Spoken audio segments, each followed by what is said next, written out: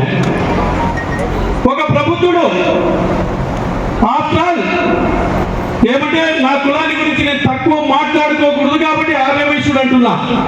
నా కులాన్ని పేరు చెప్పి నువ్వా మాకు పోటీ అడిగేవాడివి అని చెప్పి మమ్మల్ని నిలదీయడంతో ఆ రోజు ఆ పంతంతో బయటికి వచ్చి ఇండిపెండెంట్ గా పోటీ చేసి వాళ్ళ వ్యక్తికి వచ్చిన ఓట్లు 800 ఓట్లు అయితే నా మెజార్టీ 700 ఓట్ల మెజార్టీ గెలిచారు. ఈ సందర్భంలో ఇంకొక చిన్న విషయం చెప్పదలుచుకున్నా. ఫరూక్ సార్ గారైతేమి, భూమా బ్రహ్మాందరెడ్డి గారైతేమి నాకు ఫోన్ చేసి ఎందుకు వైసీపీ టికెట్ అవసరం, నీకు తెలుగుదేశం టికెట్ ఇస్తున్నాం కదా, తెలుగుదేశానికి నిలబడమని చెప్పి అడిగారు. కానీ నేను తెలుగుదేశానికి ఎందుకు నిలబడలేదంటే ఆ రోజు నన్ను వ్యక్తిగతంగా మాట్లాడారు కాబట్టి నేను వ్యక్తిగతంగా నా సత్తా చూపాలని నేను ఇండిపెండెంట్గా నిలబడ్డాను. నా 12వ వార్డు ప్రజలైతేమి, నా ఆర్యవైశ్య సోదరులైతేమి, బలిజ సోదరులైతేమి, కమ్మ సోదరులైతేమి అన్ని కులాల వాళ్ళు నా వెన్నట్టు నిలిచారు. అన్నిటికంటే నాకు ఐరన్ వాల్ లెక్క రక్షించుకుంటూ నా జర్నలిస్ట్ వ్యవస్థ మొత్తం జర్నలిస్టులు అందరూ నన్ను 20 రోజులు ఒక తమ ఇంటి బిడ్డను కాపాడుకున్నట్టు కాపాడుకున్నారు. ఆ విధంగా పోరాడితే వాళ్ళు మొత్తం కుటుంబ సభ్యులు మొత్తం ఇక్కడే తిష్ట వేసి పోలీసుల ద్వారా ఇతరుల ద్వారా ఎంత అరాచకం చేసినారంటే అంత అరాచకం చేసినారు నా మీద. ఆఖరుకు మన రాయలసీమలో ఒకటి గుర్తుపెట్టుండి, మన రాయలసీమలో పెద్ద పెద్ద ఫ్యాక్షన్ చేసిన వాళ్ళ నాయకులు కూడా ఎదురింటి ఆడపడుచులు వచ్చినప్పుడు గౌరవం ఇచ్చే సంస్కృతి ఉందా లేదా మాకు చెప్పండి. అటువంటిది నా ఇంటి నా భార్యను కూడా అవమానం చేశారు ఇక్కడ. అంటే అంత ఎగతాళి అయిపోయింది. ఆ జిద్దుతోనే ఎప్పుడైతే వాళ్ళు నా మీద ద్వేషం పెంచుకున్నారో నా ప్రజలు మొత్తం నా వెనుక నిలబడి ఒకటి కాదు మేము 4 సార్లు తిరిగితే ఒకటే చెప్పేవాళ్ళు, నువ్వు తిరగదు నీ గెలుపు ఖాయం.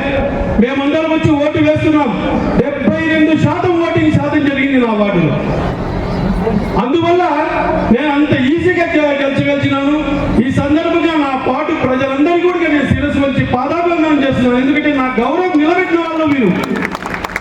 ఈరోజు ఈ ఆత్మీయ సమావేశాన్ని ఏర్పాటు చేస్తే ఒక ఇంటిలో 25 మందిని సెల్ ఫోన్లు పెట్టి కూర్చోబెట్టి ఈ రోజుకి ఆ 25 మంది ఫోన్లు చేస్తున్న వీడియోస్ కూడా నా దగ్గర ఉన్నాయి. ప్రతి ఒక్కరికి ఫోన్ చేసుకుంటూ మీటింగ్ పోవద్దండి అని చెప్పి ఆపుకుంటూ వచ్చారు.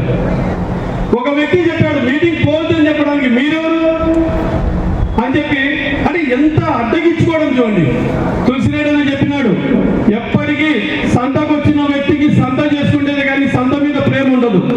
వాళ్ళు ఇక్కడికి రాజకీయం చేయడం కోసం వచ్చినారు. ఎందుకు ప్రేమ ఉంటుంది చెప్పండి? ఏం వాళ్ళ నేటివ్ ప్లేస్ ఇక్కడ? నేటివ్ ప్లేస్ కాదు, ఏం కాదు.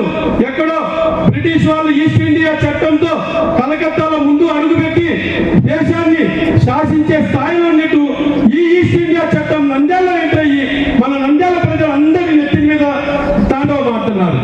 ఎందుకు తాండవమాడుతున్నారు? మేము డబ్బుతో ఏదైనా కొనగలమంటారు.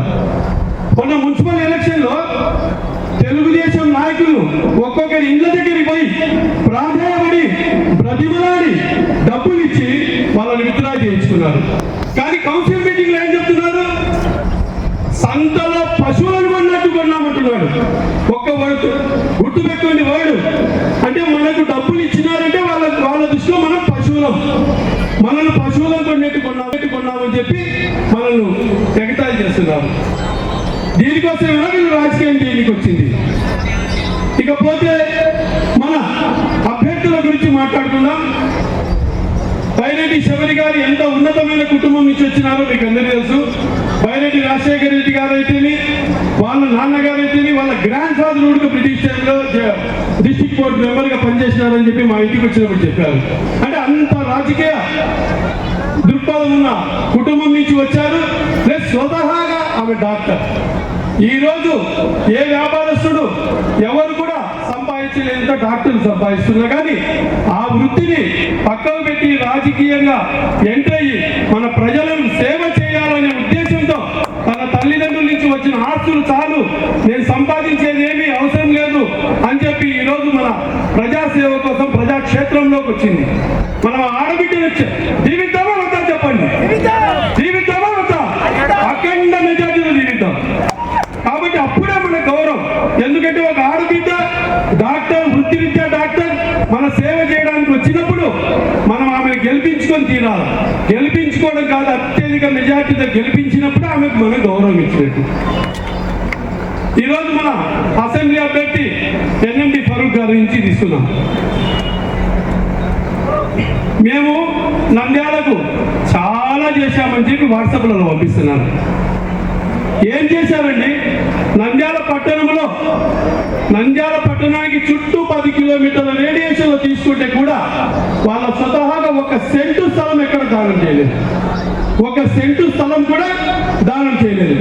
పైపెచ్చు హైవే వస్తుందని ముందే ప్రసిగట్టి ఆ ఏరియాలో 100 ఎకరాలు కొని రైతులకు మభ్యపెట్టి రైతుల దగ్గర పొలాలు తీసుకొని ముందే వాళ్ళు రిజిస్టర్లు చేయించుకొని ఇయ్యని వ్యక్తుల మీద ఒత్తిడి చేసి కేవలం ఈ రోజు 7 నుంచి 8 కోట్ల రూపాయల విలువ ఎకరా చేసే విలువను 1,00,000 రూపాయలకు కొట్టేసిన వాళ్ళు అక్కడ ఉన్నారు.